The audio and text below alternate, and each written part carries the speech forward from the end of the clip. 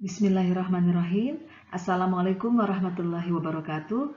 Apa kabar sahabat pembelajar? Bertemu kembali dengan kelas Fisika Bu Berlian. Pada kesempatan kali ini kita akan membahas tentang soal-soal yang berkaitan dengan listrik statis. Besar gaya Coulomb antara dua benda yang bermuatan sebanding dengan untuk gaya Coulomb adalah gaya tarik-menarik antara dua muatan ya.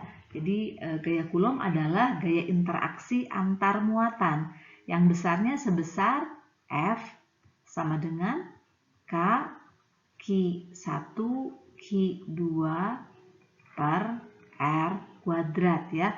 Dengan K di sini adalah sebuah konstanta. Kemudian Q1 adalah muatan pertama, Q2 muatan kedua, dan R itu adalah jarak antara muatan satu dan muatan kedua. Kita lihat di sini opsi jawabannya sebanding dengan jarak kedua muatan, tentu ini tidak benar ya. Kemudian sebanding dengan muatan masing-masing benda. Nah, ini benar ya. Kemudian di sini sebanding dengan kuadrat jarak.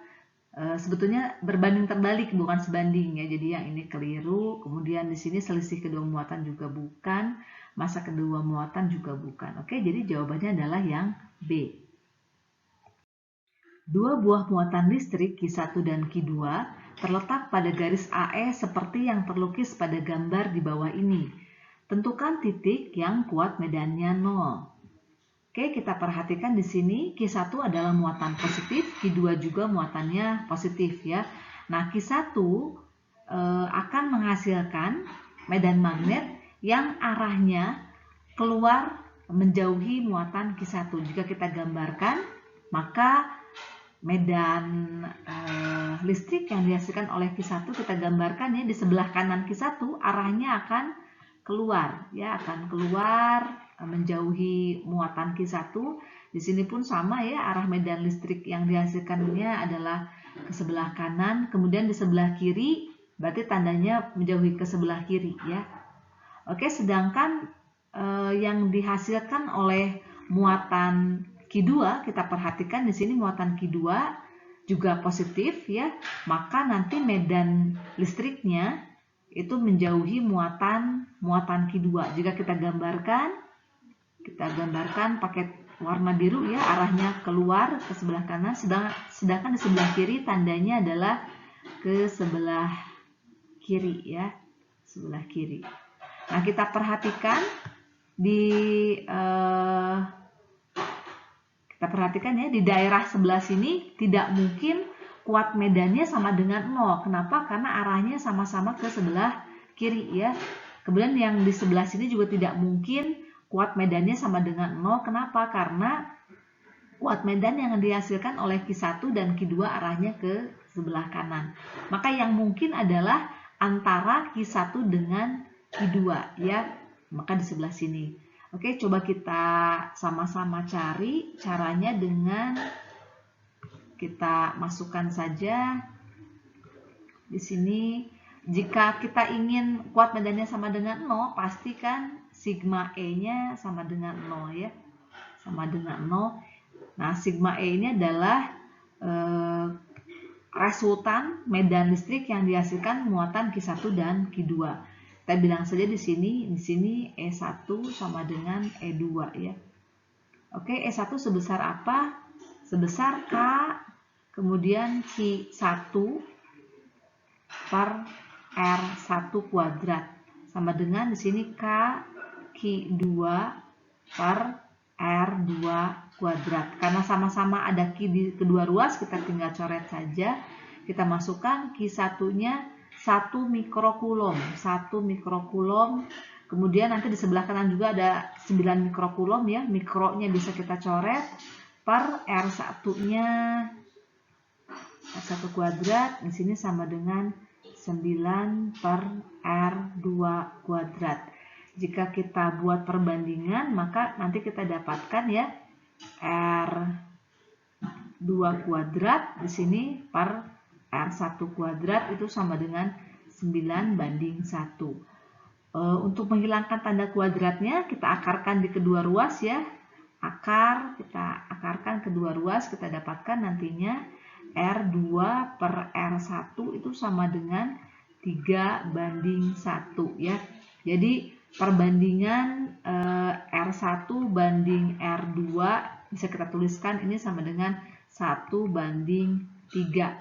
Jika kita lihat di sebelah sini ya, kita lihat di sini ini R1-nya 1 ya, R1-nya 1:3 ya, banding 3. Jadi di sini ini R1, R2. Maka pasti yang kuat medannya 0 itu terletak di mana? Terletak di titik B. Oke, soal berikutnya.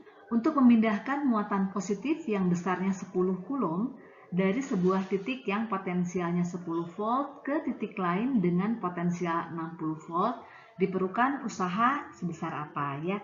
Oke, di sini diketahui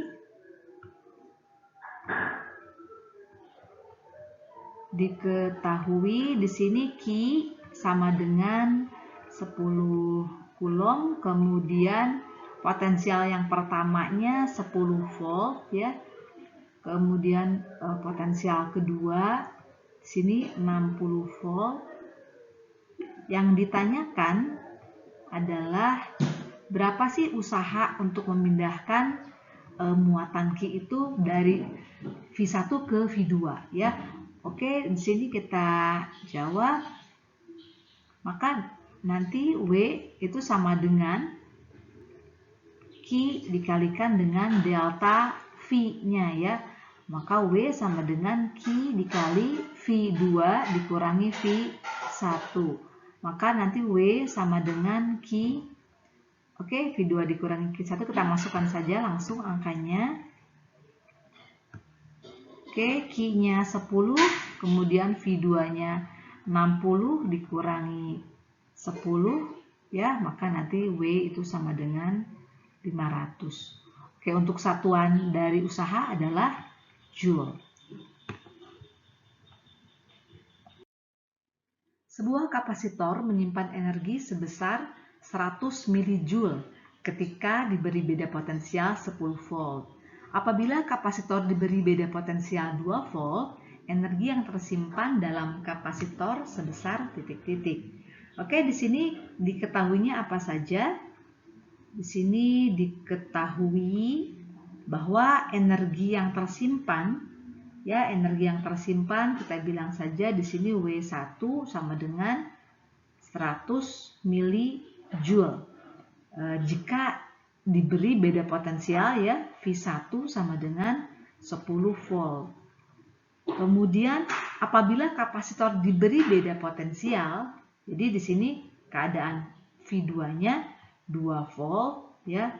Yang ditanyakan berapa sih energi yang tersimpannya ya, energi yang tersimpan dalam kapasitor. Oke, kita ketahui bahwa energi yang tersimpan dalam kapasitor itu nilainya sebesar 1/2 CV² ya, dengan C adalah kapasitas kapasitornya. Berhubung di sini kapasitornya kita pakai kapasitor yang sama, pastikan C-nya juga pasti sama ya. Jadi di sini hanya melihat hubungan antara energi yang tersimpan dengan beda potensial. Karena 1/C-nya itu 1/2C itu kan konstan ya. Bisa kita tuliskan di sini W itu sebanding dengan V² ya. Jadi jika kita bandingkan nanti W2 per W1 itu akan sama dengan V2² per V1² ya. Kita ingin mencari W2. Maka nanti W2 dibagi W1-nya 100 ya. Nah, kita lihat di sini satuannya W1 100 mJ, maka nanti W2 juga harus satuannya milijoule. Oke, di sini sama dengan V2-nya kita masukkan di sini 2² dibanding di sini 10². Nah, kita perhatikan di sini 100 di ruas kiri, kemudian 100 di ruas kanan. Bisa kita coret ya. Kita coret, maka nanti kita dapatkan Ya, kita pindah ke sebelah kanan ya. Oke, nanti W2 nilainya akan sama dengan 4. 4 apa? 4 milijoule. Perhatikan faktor-faktor berikut ini. 1. Konstanta dielektrik. 2. Tebal pelat. 3. Luas pelat. 4. Jarak kedua pelat. Yang mempengaruhi besarnya kapasitas kapasitor keping sejajar jika diberi muatan adalah yang mana ya? Oke, kita C itu ya, kapasitas kapasitor keping sejajar dipengaruhi oleh apa saja? Oke, ini sama dengan K ya. Di sini epsilon 0 kemudian A per D ya. Dengan K ini adalah konstanta dielektrik jika kapasitor disisipkan dengan dielektrikum. Kemudian epsilon 0 adalah permitivitas ruang hampa, A-nya adalah luas pelat ya, luas pelat yang saling berhadapan, dan D adalah jarak antara kedua pelat. Jika kita gambarkan ya, kita gambarkan misalnya seperti ini. Ini adalah luasannya ya.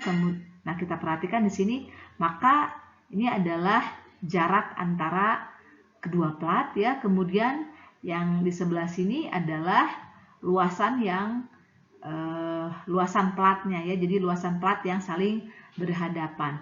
Jika dimasukkan di elektrikum ya, misalnya kita masukkan, disisipkan di sini bahan di elektrikum ya, maka nanti besarnya sebesar apa nih gitu ya, konstanta dielektrikumnya ya. Oke, kita perhatikan di sini opsi jawabannya, jadi yang mana saja. Oke, konstanta dielektrik itu mempengaruhi, kemudian tebal pelat. Nah, kalau tebal pelat tidak mempengaruhi ya. Kemudian luas pelat tadi mempengaruhi, kemudian jarak antara kedua pelat juga mempengaruhi, sehingga jawabannya adalah yang 1, 3, dan 4. Sebuah kapasitor terbuat dari dua lempeng aluminium yang luas permukaannya masing-masing 1 meter persegi. Di antara kedua lempeng dipasang selembar kertas parafin yang tebalnya 0,1 mm dan konstanta dielektriknya 2. Jika epsilon 0 atau permitivitas ruang hampa sama dengan 9 dikali 10 pangkat min 12 Coulomb kuadrat per Newton meter kuadrat, maka kapasitas kapasitor ini titik-titik ya. Oke, di sini kita analisis terlebih dahulu, diketahuinya apa saja. Oke, di sini diketahui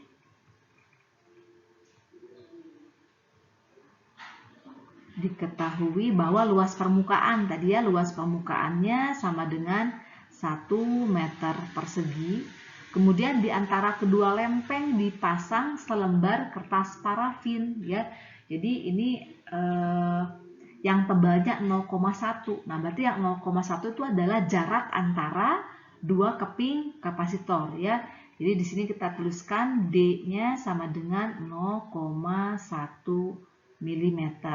Kita ubah ke dalam satuan SI ya, kita ubah ke dalam meter, maka ini sama dengan 0,1 dikali 10 pangkat minus 3 meter. Atau supaya lebih mudah kita bilang saja nih D-nya sama dengan 1 dikali 10 pangkat minus 4 meter ya.